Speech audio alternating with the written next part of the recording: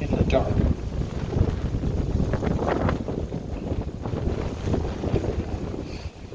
And they didn't have Isaac Brock.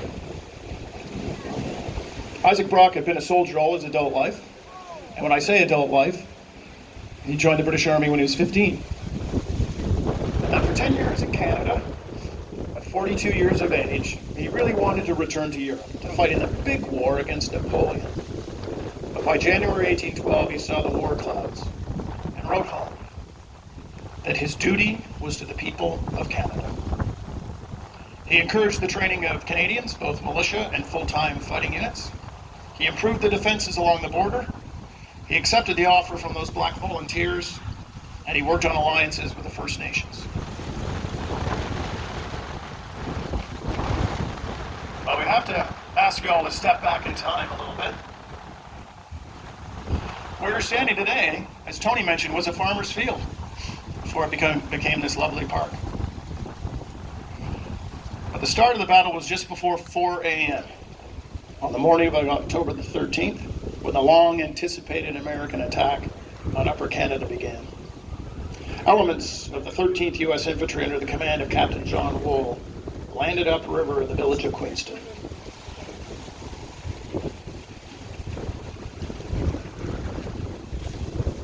The soldiers on both sides had been waiting for this event for a while. The weather had gotten colder and wetter. The British could see the boats that had tried to camouflage on the other side. But nobody really thought, American or British side, that anyone would cross at Queenston Heights. The name says it all. Anybody standing up on the heights can see you down in the river in your little rowboat. And the current is still so swift and swirling where the gorge empties out into the lower Niagara River that you needed trained civilian boat pilots to get you across. That would run into a problem for the Americans once the shooting started. The boat pilots hadn't enlisted. They hadn't planned on marching into Canada. And to be fair to a lot of the New York militia, many of whom would never cross the border, because under U.S. law they didn't have to, they were told that they weren't attacking Canada, but they were about to defend New York State from hordes of British redcoats and native savages. So they weren't really being told the whole story on the New York side either. That didn't mean everything was great on this side of the river. Up on the heights were posted a couple of companies of British redcoats from General Brock's old regiment, the 49th Foot. They were in a very good mood. And a few days before, Brock rode up and actually gave the guys a bit of a pep talk. He had been their commanding officer. And so living conditions weren't so great. So if you're a little chilly this afternoon, these poor guys were stuck in this weather all the time, waiting for something to happen. And what discouraged the Americans too is that all the Americans captured in Detroit, well, they were marched along the Niagara River. And everybody on the U.S. side could clearly see all of the prisoners that had been taken at Detroit. They also had captured 38 cannons, which meant a lot of the forts and gun positions on the Canadian side actually now had American cannons pointing back at America. And when the war started, a lot of the Canadian militia didn't even have guns. But with the capture of 3,500 muskets and rifles, the Canadian militia now had more firearms than they knew what to do with. But there were still some brave and determined soldiers on the New York side. They loaded into their boats and they headed across the river in the darkness. There had been a light rain earlier in the night. But of course, when you land at Queenston, if you made it across the swirling river, you also had to contend with getting up the big cliff, the bluff, that gets you up to the village.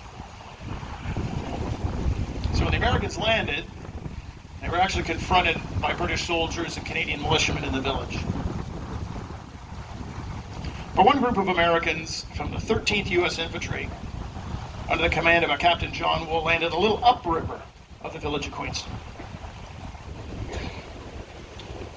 British sentries fired into the packed boats, inflicting some casualties, but they then fled to warn the troops in the rest of the village down below.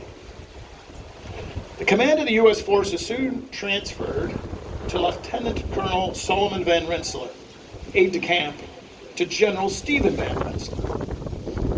This other Van Rensselaer actually had some more experience in the U.S. Army. So his higher-ranking relative let him do more of the work. So when he got there, he formed up his men and advanced inland. But then some British grenadiers in the village opened fire on him. They were commanded by a fellow named James Dennis, who would go on to paint a famous painting of this battle. So the 49th Foot were now firing away. Dennis also had with him not only his grenadiers, but 2 flank companies of the 5th Lincoln Militia, guys who would have lived sort of where Hamilton and Dundas are today, and the 2nd York Militia. These are guys from Toronto who come all the way down and volunteered to serve along the river. There's a famous quote that Brock told the "Push on, brave York volunteers," as he rode past them to the battle.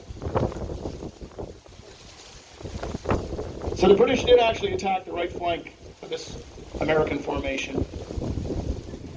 We quickly wheeled around to confront them. And then up on the heights was another company of the 49th, the Light Company, under the command of Captain John Williams. And they were firing from the Redan. So people ask us, where's this Redan? There's a nice lookout along the parkway where you can park and look out at Lewiston and the river. Just below that, and you can visit it. There's a reproduction cannon there today where the Redan battery was. At the actual battle, there was an 18-pounder and a heavy mortar there.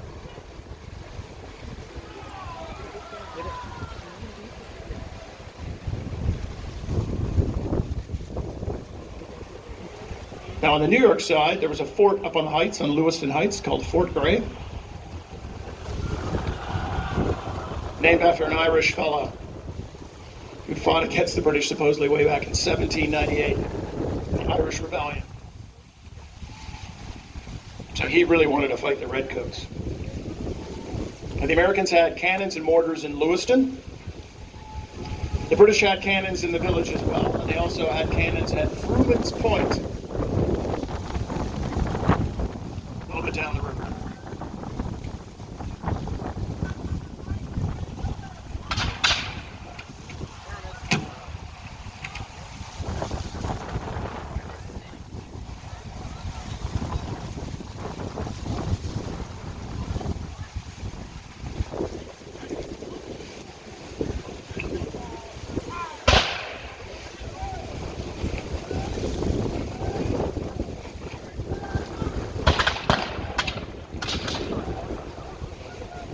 The Americans have started to fire on that small group of grenadiers in the middle of the field.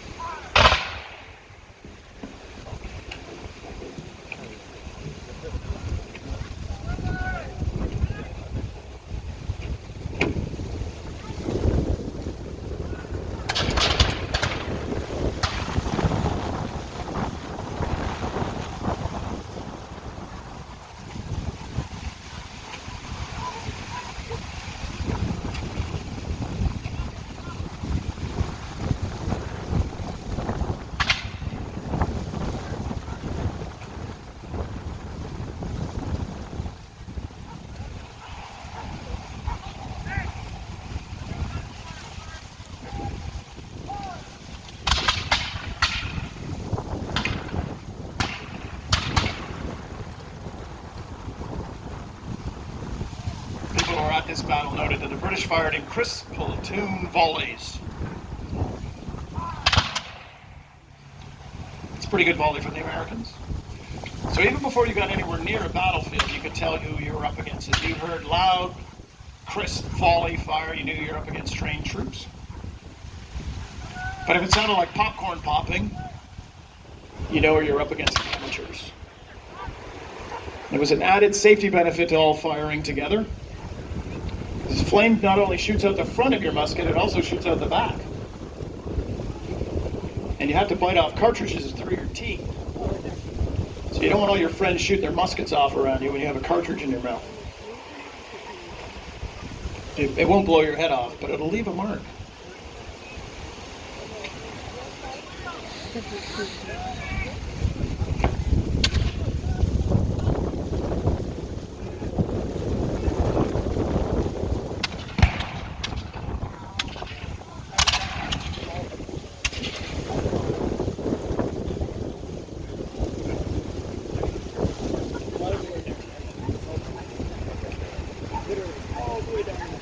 So the cannons would join in. The guns on the field today are rather small, but the big, loud cannons going off at the Battle of Queenston Heights in 1812 was probably the loudest thing most people had ever heard before in their lives. So that loud noise was a 3-pounder cannon, firing about half of what a service charge would have been. So you can imagine the noise of a 24-pound cannon firing 8 pounds of gunpowder every time it went off, sending a 24-pound cannonball out to about 1.5 miles.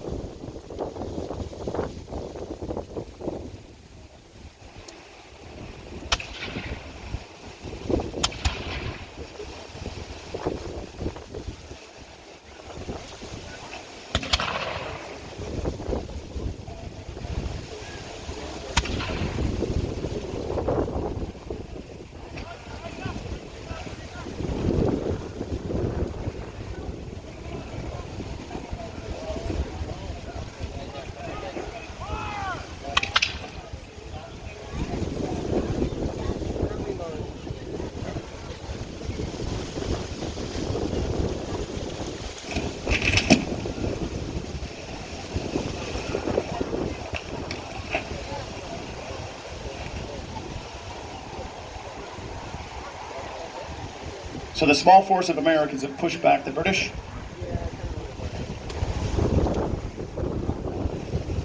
In the original battle, the Americans were doing quite well. But in the fighting, the commander of the Grenadier Company got wounded. Even the young American Captain Wool was making his way up the heights,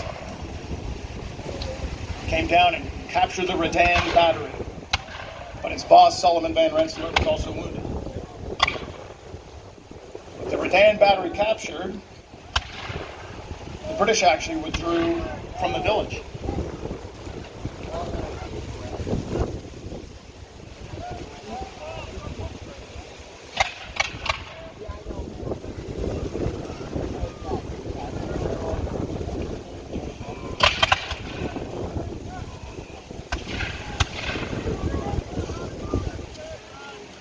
Some of the reinforcements that were supposed to help the Americans in the boats that were crossing actually drifted downriver, got captured by some Canadian militiamen marching from Fort George to the battlefield at Queenston.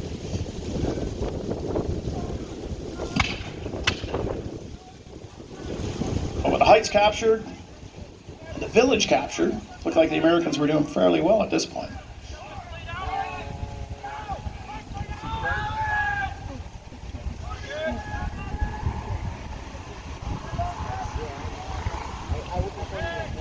But the British were able to rally on the south end of the village, start pushing back through. And of course, General Brock arrived. He wasn't sure if this was the real attack. He wasn't sure if the Americans would risk attacking here. But he gave orders when he left the fort to his regular army aide, John Clegg, and his Canadian aide, John MacDonnell, to follow as soon as possible. And he intended to determine for himself if the fighting at Queenston was real attack. But Brock arrived in Queenston after the initial fighting and sort of stopped. Consulting with Captain Dennis, Brock realized the gravity of the situation. He sent for reinforcements. But he gathered together a small force of men from the light company of his old regiment and the Lincoln militia, and he personally led the attack to take back the Redan battery. But the Americans, firing from the heights, hit the general. We believe he was hit in the wrist, and also a round hit him square in the chest.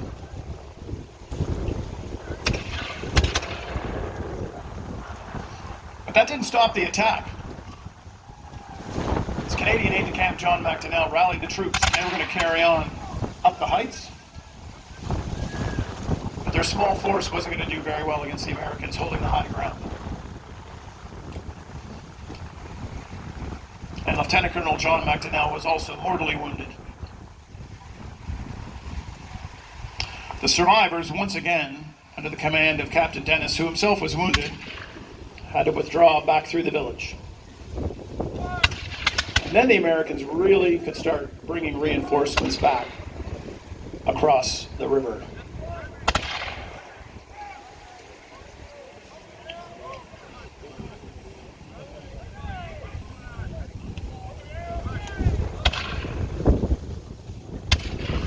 So reinforcements are arriving on both sides. Men start to arrive from Fort George. Some gunners of the Royal Artillery under Captain William Volkoff arrive.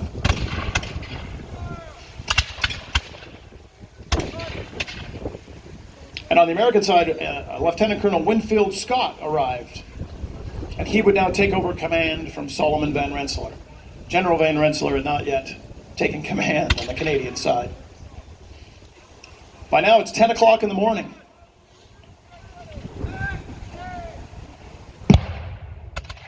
Holcroft's artillery detachment began to bombard the U.S. forces on the heights. Moving into the village of Queenston, supported by the light company of the 41st Foot, the British actually chased some American looters out of some of the houses, and they retook the village. The Royal Artillery continued to pound the Americans on the heights from the protection provided by the side of the large and beautiful Hamilton home, one of the wealthiest families in Upper Canada. And the American gunners in Lewiston pummeled that lovely home to pieces, but didn't seem to affect the British gunners on the other side in the village. But some of the Canadian militia did not join this effort, and they ran away. And as they were running away, they ran into the Grand River Warriors under the leadership of John Norton, Lieutenant O'Garrowan, who was running towards the battle. And the Canadians explained that the Yankees held the heights, the Redan gun had fallen, the general was dead, and they were heavily outnumbered. At that point, one of John Norton's warriors stepped forward and said, "The more game, the better the hunting."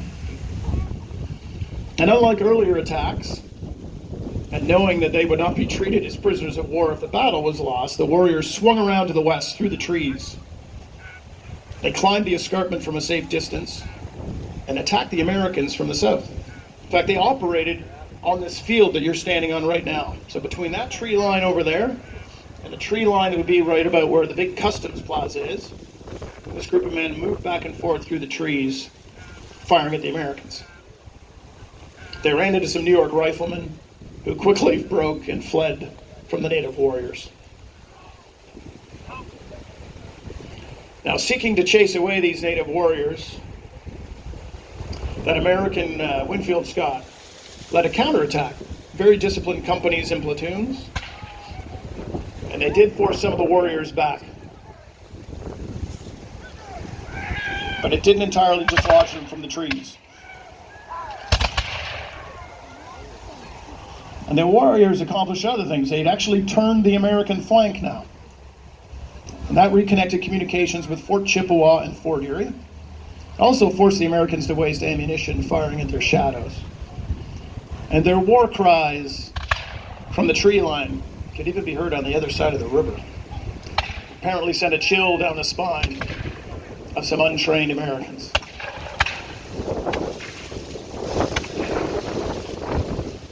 So the combined assault of the Grand River Warriors,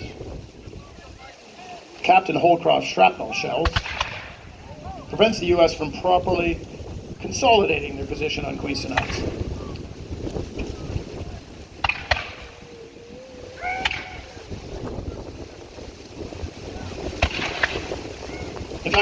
course, the sun had been up for hours at this point, and at least one American boat loaded with men was hit by a cannonball and sank. All the men just disappeared into the river, and wounded started going back to Lewiston. The Americans, for hours now, had heard disciplined British volleys. Now they're hearing the war cries of native warriors. And it's around that time that those civilian boat pilots suddenly vanished, disappeared, and the boats stopped running.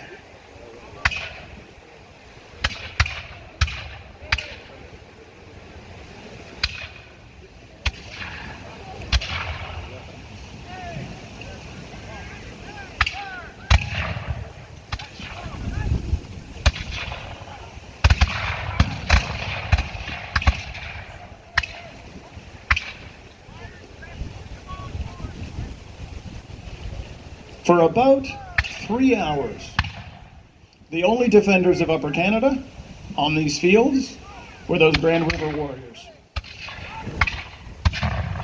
The general that would replace Brock was a fellow named Sheaffe.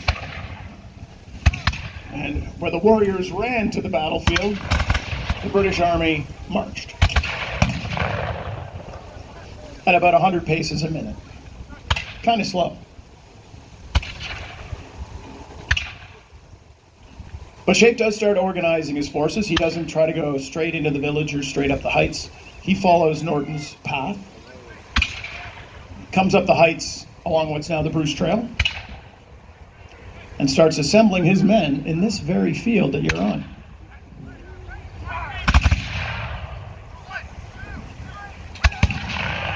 He also has more reinforcements coming in the other direction, not just from Fort George, but also some British regulars and Canadian militia make their way from Chippewa.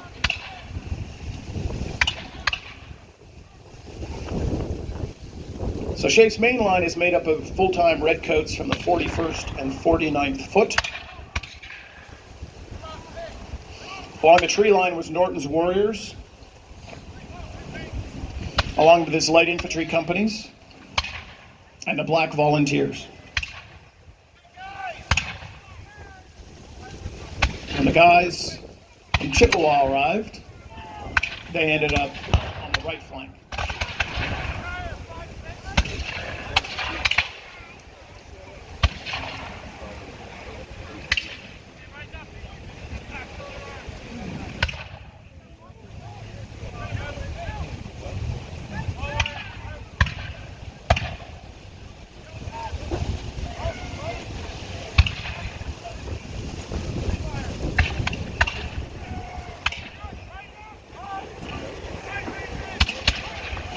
But somebody pointed out it took a while for Sheaffe to get everybody organized, and one Canadian militiaman said it was like a disorganized Sunday afternoon drill period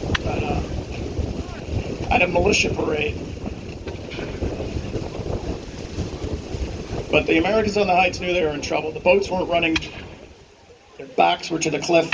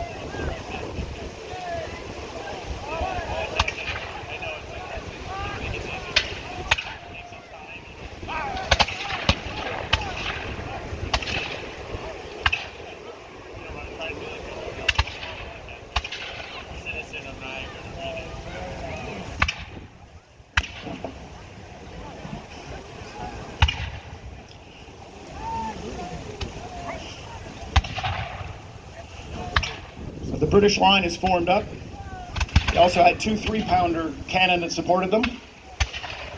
And of course, when armies went into action, they carried their regimental colors, usually found in the center of the line.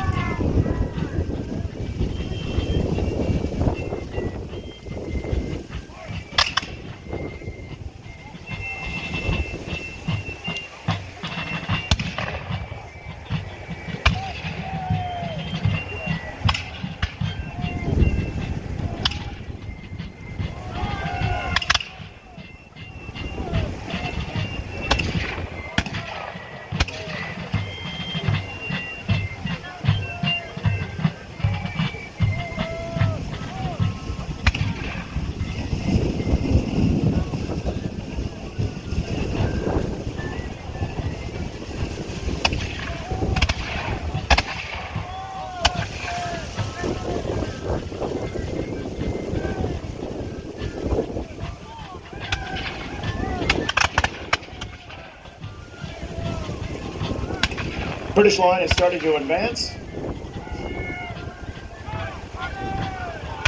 The militia and the warriors have joined them as well. But the American line's starting to break up.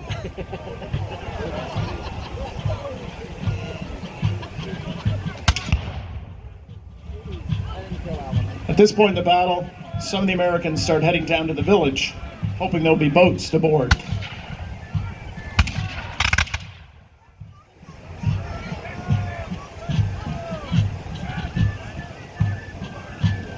But some, fearing British bayonets and tomahawks, they head for the gorge. It doesn't end very well for them.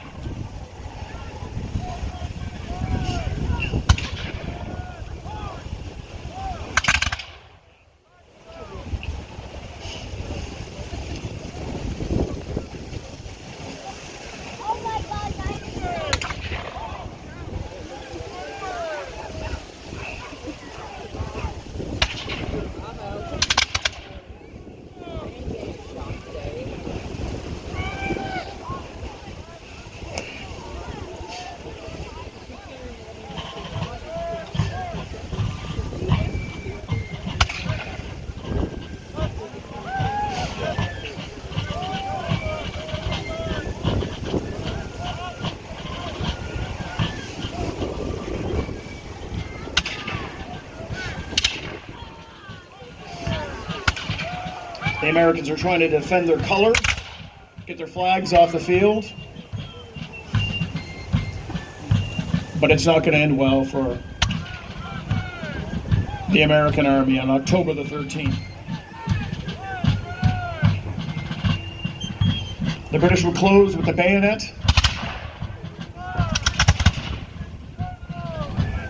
And that American colonel, Winfield Scott, a couple of times he tries to surrender. The shooting keeps going on. And even though he'll become a prisoner of war, he'll be exchanged and he'll come back again to Canada a couple of more times. So we have any American visitors here. It doesn't end well for the U.S. Army here, but Winfield Scott goes on to win the Battle of Chippewa 2 years later. And many years later, he marches into Mexico City and adds 10 stars to the U.S. flag. And eventually is the commander of the whole U.S. Army at the start of the U.S. Civil War, when he tells President Lincoln 2 pieces of advice. You're going to have to surround the South like an anaconda, and you want this guy named Robert E. Lee to command the Northern armies. And then he retired. So I like to tell American visitors that on this field here, we taught Winfield Scott how to do his job properly, and then he went and picked out Mexico.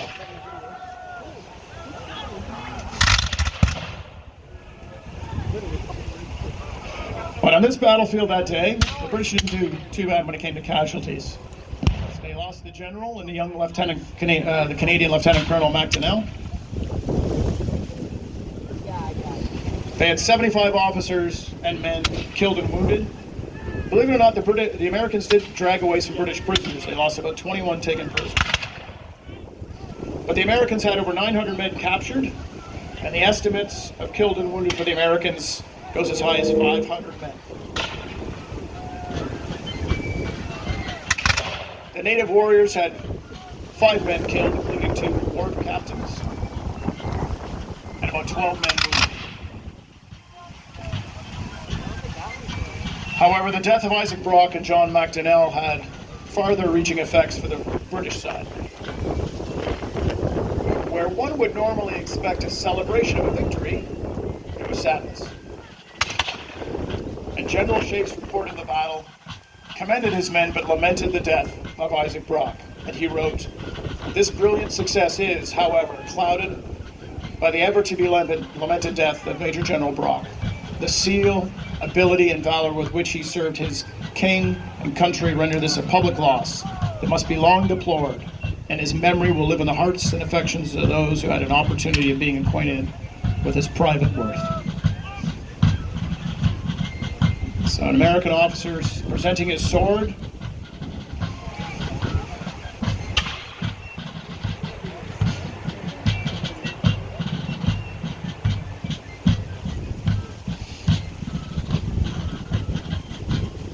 A couple of days after the Battle of Queenston Heights, there'd be a large funeral held for General Brock and Colonel MacDonnell at Fort George.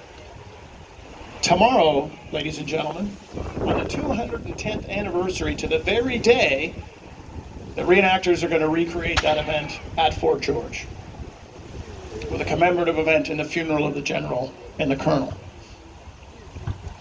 Of course, you may notice a rather large monument in the middle of this park that many of you, I hope, climbed in your youth. And that's the final resting place of Isaac Brock and John MacDonnell. Now at this time, ladies and gentlemen, we're going to ask you to remember that we had a little fun recreating a battle here.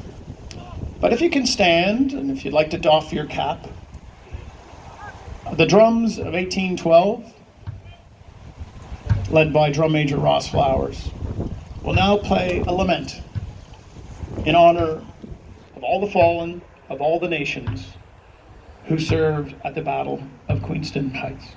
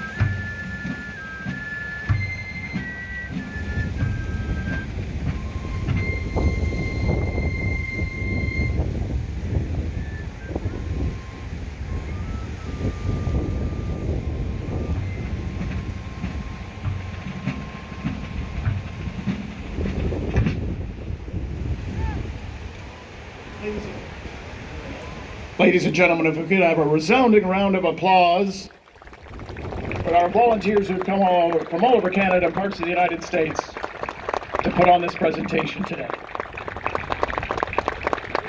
We'll ask you to stay off our little field here today as the reenactors make their way off the grounds. But you can join us again tomorrow at Fort George for the commemorative event at 11 a.m. inside Fort George, and there'll be another battle reenactment where you can get closer to the action at 2 o'clock in the afternoon at Fort George National Historic Site of Canada. Awesome.